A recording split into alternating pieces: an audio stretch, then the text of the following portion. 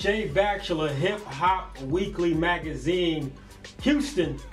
We here, Cat St. John. Yeah. Did we pat her down and do the metal detector?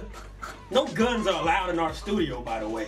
Ain't nobody getting shot. I knew you was gonna do that. Ain't nobody Just getting didn't shot. know when. Not today. Right. Not today, Lord. No. Might get some clothes bleach. Now I might have some bleach in a little container in my bag somewhere. Like. Now what's that all about? Because let me just ask this first. Because you came up in here, you was friendly, you hugged everybody. But you ready to cut somebody, shoot somebody, and all of that in the music? Just only the people that are close to my heart. Like, I mean, if you're not close to me, I don't want to do nothing to you.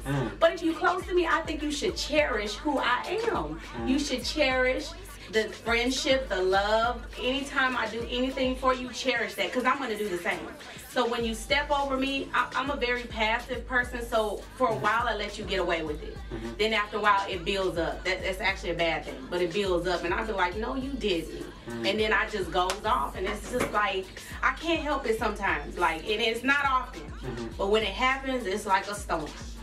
Is that a woman thing to hurt like the ones that are closest to you? Because you said it yourself, like. Yeah.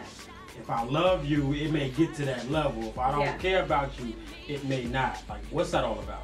I definitely think it's just human nature. I just think it's humans in general. Because you, for instance, if a woman you love hurts you, like, you're going to take that serious. Of course. But if a woman you don't love, that you're having a one-night stand with, you don't care if she with Joe Blow, Jimmy Jew, whoever she want to be with. You don't care, because that's not your woman. You like, oh, well, I get her when I want to. It's like an object to you.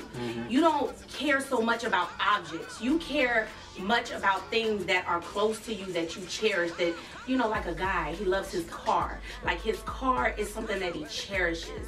Oh, that you could just really damage it and hurt him. And that's the first thing that y'all go for when the relationship goes sour. I don't though, because I feel like if I can't buy it, I don't break it. That's how I feel, because I want the same. Most of the time, you gotta understand, people treat you the way you treat them, and people treat you the way you teach them how to treat you. I agree with the second half. So if I'm breaking cars, and he's gonna feel like he can do that to me eventually. But if I may smash your phone, you could do that, and I could possibly pay for another one. You know what I'm saying? If I bleach a shirt. Okay, if I bleach a Versace shirt, I'm gonna make sure it's the $300, $351, or maybe the $551, and then I'll say I'll give you half on it, because I have said this before. You shouldn't have hurt me, and that wouldn't have happened. Oh, well, I got a whole basket of bleached clothes, but you should. That should show you something. You need to stop messing with people like that. And let's back it up real quick, because if you all don't know, we're kind of talking about all this because of Cat St. John's new single, Get Shot. It's about revenge, it's about love gone wrong, and it's about what some women do after they've been hurt. Yeah, and Get Shot is just symbolizing of like the explosiveness of what could happen after somebody's heart has been taken advantage of, after they've been hurt, so on and so forth. So Get Shot is more like a simile and a metaphor. You know, I don't want people to think that it's okay to go shoot somebody, because I don't believe in the stabbing. I don't believe in the none of that. I might scratch you. You know, I might pinch you or something. But me, I'm more so of, I really let you slide until you just do it too much. Now you have me looking like a fool over here. And when you become a fool, that means somebody has done something to you over and over and over again. And I've given you the benefit of the doubt, but you still want to play me. Like, women tend to give more chances than men. Yes. I think we can all agree about that. But I want to ask you, what's the craziest thing you've done to an ex in the name of revenge? In the name of revenge. Okay, like, I can't tell you the craziest thing, because you're gonna think that I'm crazy. That's what we want. Okay, listen, but this is kind of like on the dark side. Like, I was in an abusive situation for about maybe 4 months. I really thought I was in love with the dude. Like, he was crazy. Not gonna lie, he taught me how to be a little crazy. So I can say big up to him for that. So anyway, long story short, like, I was dating him. I was on the golf team. I was doing a lot of stuff dealing with sports, and he just thought that, you know, I was messing with somebody else. Anyway, he put his hands on me, and I waited till he went to went to sleep, and I got an iron pan, and I hit him in his balls, and he started throwing up. And I told him, "You'll never hit me or another woman again." And I left.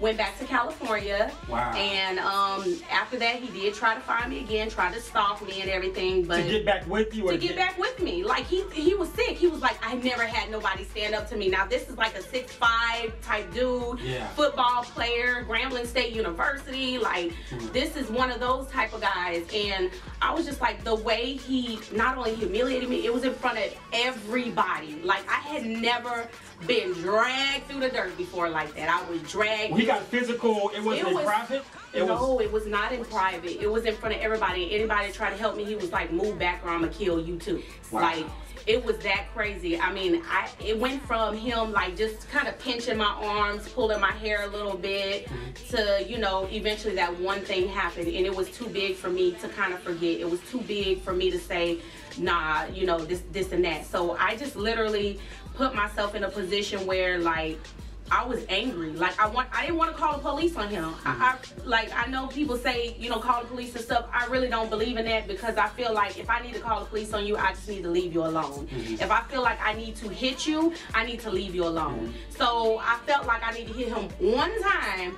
and then leave him alone. So I did go get the pen, and I went whoop, and he was like, oh, and I was like, that's what you get. Did you, so after he did that, did you like run out the house and leave, or did you like... No, I walked around like it was crazy, like, not gonna lie, it was crazy. Like, I walked around like, yeah, that's what you get. Yeah, you'll never hit no, like, I went really hood, and then afterwards when I got outside, I literally dropped to my knees and I cried and I prayed. Because the police were coming. No, police never came. Like, police wasn't gonna come. I knew what type of person he was too. He wasn't gonna call the police, but he called his aunt. They came with sawed-off shotguns and everything. These are like country folks. And the sister was like, oh, hell, I thought somebody else done this. They're like, that's what you get, George. You be running around here beating on all these women. So they felt like you were justified in what you... From which he told me, he had done this to many of females, had been putting his hands. That was just the first time he did that to me. So right then and there, I knew that, you know, I had to get up out that situation. And I vowed, like, no man, like, I can see a beater from afar away. They always come off real nice. They the nicest ones.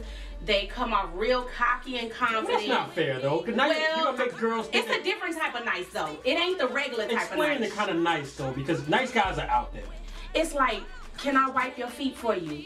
Can I wipe your feet for you? Let me get your jacket for you. Like, it's the extraness. I don't want you to get my door. You can get my jacket.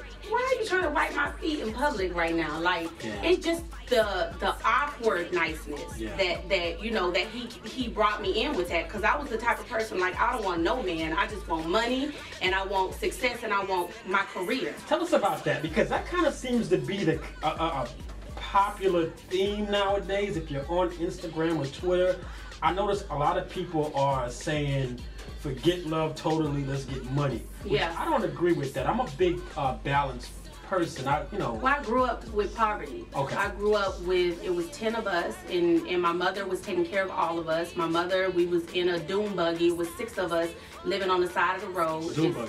A dune buggy. You know, and we were small kids, but we was piled up on top of each other, and then we moved from the dune buggy to another car. Like, I grew up in that type of situation. Then, because my mother, her pride would not let her get on food stamps and housing and stuff. So when she did find a house that was suitable for us, it was a 1-bedroom, and it was so many of us. So, like, you know, from that situation, I vowed to not be that. So for me, when I was growing up, and then my mother was having babies after babies, it's from a young age. So I didn't want to be fall into the category of you fall in love with somebody, you have a baby for them, because that was the routine in my family. So it really wasn't that in my mind I'm saying just get money. In my mind I was like, I don't want to be like that. I want to get somewhere first, then get this and this and that.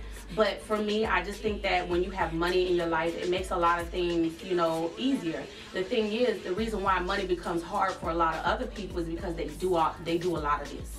They do a lot of stunting and fronting, and I got this, I got that. So if you tell everybody what you have, don't you think you're gonna have beggars? You have people that's gonna sell you stuff, and because you got money, you're gonna buy into it. Oh yeah, I'm gonna buy that. That's another bill. That's another situation you didn't have to spend money on, but you did because of the simple fact that your head, your mind told you that your pockets can do it, and I'm balling out of control. Right. So therefore, we put ourselves in positions that we shouldn't have to be in because we did too much of this or too much of flashing on the Instagram, so on and so forth. I find myself being flashy, ain't gonna lie, and I find myself taking the picture right back down. Like, why did I just put that up? Yeah. You know what I mean? Yeah. So it is what it is. Kat St. John kind of strikes me as the kind of woman that growing up would be like, I hang with dudes, I don't hang with females. Yeah. Is that accurate? Yes. Now, fellas have a hard time understanding that mentality sometimes. Yeah. Because we never hear guys say, I hang out with I only hang out with females. I don't hang no male. I don't trust dudes. Yeah. Kind of explain that for us. Well, when I was growing up, my mother never told me I was beautiful. She always say, you know, you're ugly. She said that. You're fat. You ain't nothing. You ain't never gonna be nothing. Who do you think you are? My sisters followed that. But my brothers and them would say, girl, you beautiful. Sis, you can do anything. My uncles would say, my uncle said something like, whatever the thing is, walk all over heaven, you're gonna break my heart, or whatever the things men say. My uncle used to say that to me, and my uncles used to tell me, oh, you're so beautiful. So it drew me to be around men that was feeding me positive energy and that was treating me like them. So after they would say you're beautiful, they would still talk about their guy stuff, and I would just sit back and listen. I wouldn't say, oh, y'all wrong for that, or da-da-da. I just sit back and laugh, and because I was enjoying like being around somebody who didn't think that so bad of me, so negative of me. And I think growing up with those 4 brothers that treated me like that helped me understand men. Like, I've never been a hoe.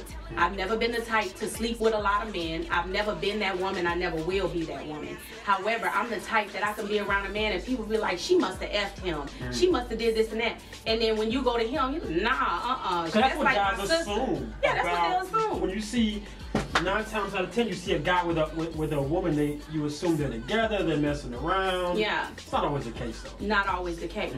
Now, and then not only that, like most of the people I'm around, I'm with them consistently. I love consistency. I love family. So I can have a friend that turns into family because I've been rejected a lot. So for me, when somebody accepts me, I take that and I run with that, and I'm grateful for that. You know what I mean? Because at the end of the day, when you don't accept me and when I see you treating other people bad, I don't like that at all. I don't even want it around me. I kind of just like look the other way or walk away because I don't ever want anybody to think that that's cool around me. Absolutely. Yeah. So we have our answer. We have our answer for that. I want to kind of jump into the music now. People that are in Houston, they're hearing your name more and more. Yeah.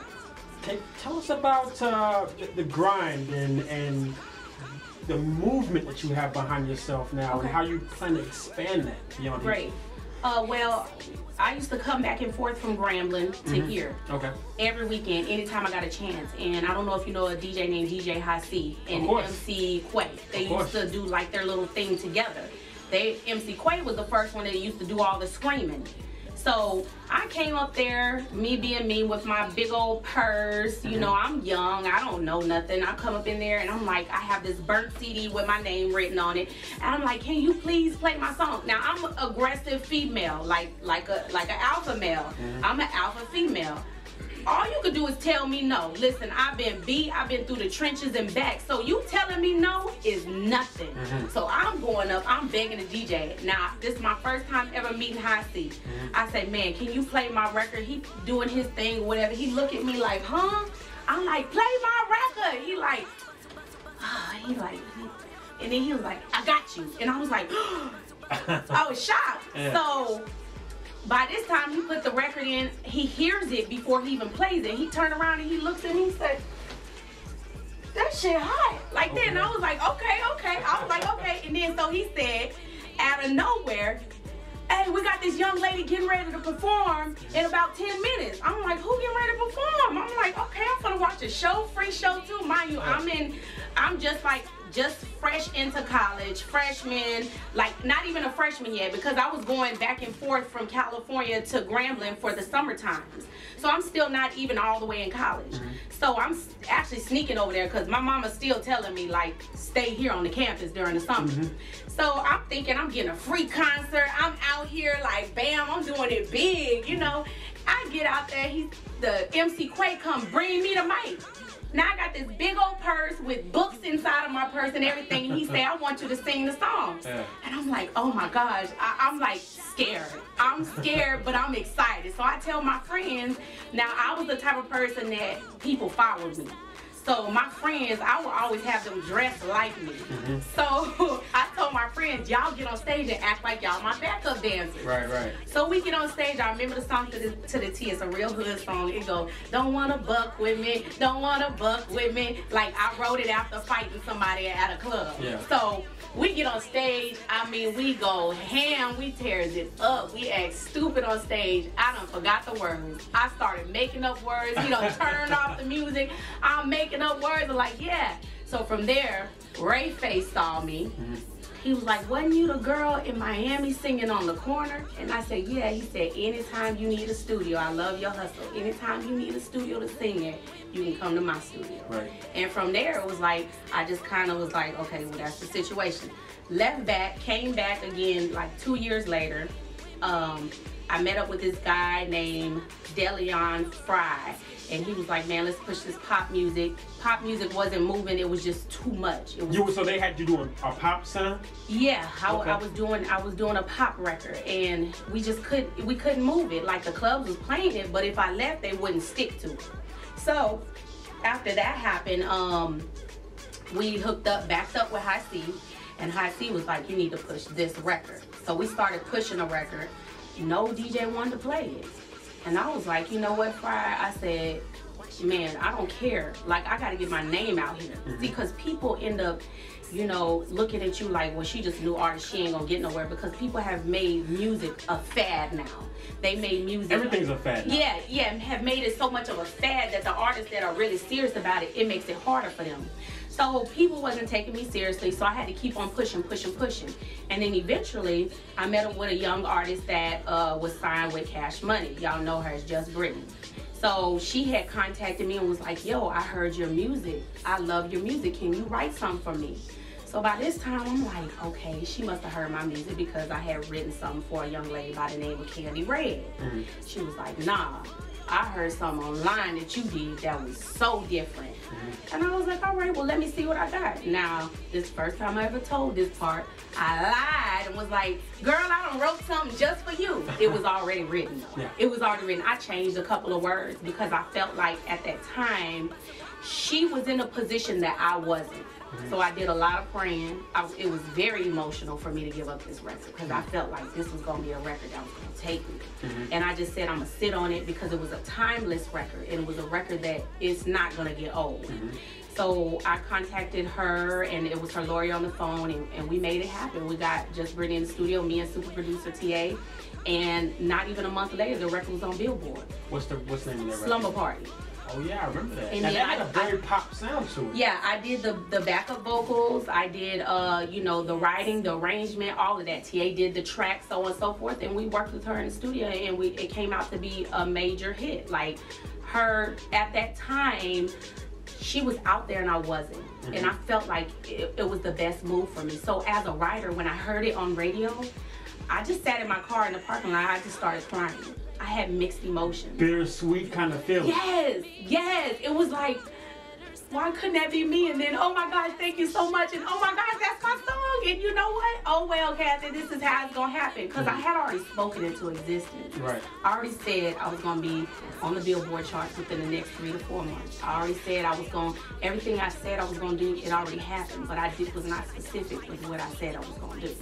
So I said, next time I'm going to be specific. So anyway, that happened. You know, I ended up writing some more records for her, Go Nuts, and some other records. I can't remember the name like on hand. But it was a great experience. And then I ended up writing some stuff for a young lady by the name of Candy Red. Her record was Money on My Mind. And we worked together. We went on the road together. And, you know, grateful to Candy Red, she let me actually get on road with her and actually let me, like, get on tour with her. And so people started, you know, hearing my name that way. Then from there, I had wrote Get Shot. I believe I hear the potential. I'm a hit writer. I hear what the record can do. See, because of who we are, all we hear is New Orleans. Like Filipino, Chinese, white people, they don't know nothing about it. Right. They don't hear New Orleans. They hear, oh, this is a different sound. Right. So when you think outside the box like that, that's when you know the record has potential. So long story short, it was like months and months in, months out. I would go to the club, 3 and 4 clubs a night, every night. I was tired. Wow. So I got Fry to come with me eventually because Fry could get in these clubs for free. Mind you, when I was doing it by myself, it was like $20 a club. So it was like $60 a night for like 6 months. So I'm like, man, I can't do this anymore. It's killing me. So Fry was like, let me go with you and, you know, I get you in there for free. So what we did was we just started going to the first club really early. So that club was free. The club he knew he couldn't get in for free, we get there extra early. Then the clubs he could get in for free, we would get there a little late. And he like, you know, go do your thing, you know, and then he would get me past the security guard because everybody knew him. Most DJ booths, a lot of times now they have it to where they don't even let you up there. They don't let you close to the DJ. Right. So now it's to the point where now I had to work my magic. And you know, I'm like, listen, I know you can't listen to it tonight, but take this, listen to it, and tell me what you think. Can I get your email address or your number? Bam. From there, I would call them. If they wouldn't answer, the next day I was there. Every single night, I was there asking the DJs to play the record. Just give it a chance. So eventually, DJs that didn't even like the record played it just because they like, yo, just to get you you out of hear there. every night. I respect that. I respect the hustle. You hear every night, everywhere I'm at. I don't even know the DJ, but I'm looking on Instagram, Twitter, Facebook, where this DJ gonna be at, where this DJ, they ended up playing on 95.7. You ain't never heard of no urban pop /black girl that's independent on 95.7. You know, so it was a big thing. Then they started playing it at Drink Houston, one of the biggest clubs in Houston. Penetrate, DJ Penetrate was like, this is a hit. And I was like, you think so? You know, I just want him to feed my ego a little bit. So I'm like, you think so? He like, yeah. So from there, it's like we started taking it everywhere and everybody just started jumping on it. And out of nowhere, I get a phone call from 97.9 saying, man, we love your record. You know, which record do you want to push? We love Get Shot, but which record do you want to push? And I was like, it's a no-brainer, Get Shot. Absolutely. And they was like, man, we behind you 100%. And they blew it up in the city. They blew it up. And that's what it is. It's hard work, it's dedication, it's prayer, and it's consistency. Yeah. That's, you know, we got Cat St. John with us, Hip Hop Weekly magazine. Get Shot is the record. I love the record. I love the video. I love that. Yeah. I rock with it tough. So let the people know where to find you on Instagram, Twitter, Facebook. Okay, you can find me on Instagram at Cat St. John. It's me. That's Cat with a K, KATSTJOHNITSME. You can find me on Twitter, Cat_St. John. You can find me on Facebook, cat.stjohn.1. Or you can just Google me and find me that way. I think that way is easier because people have bought my name like on Facebook. They have bought my name on Instagram. They have bought my name on websites, you know, to where I can't use the same, just Cat St. John. Right. So when people think you're going to be something, I guess that's what they do. That's what they do, but they don't stop us. Jay Bachelor, Hip Hop Weekly magazine, Cat St. John. Listen to Get Shot and don't get shot. We out.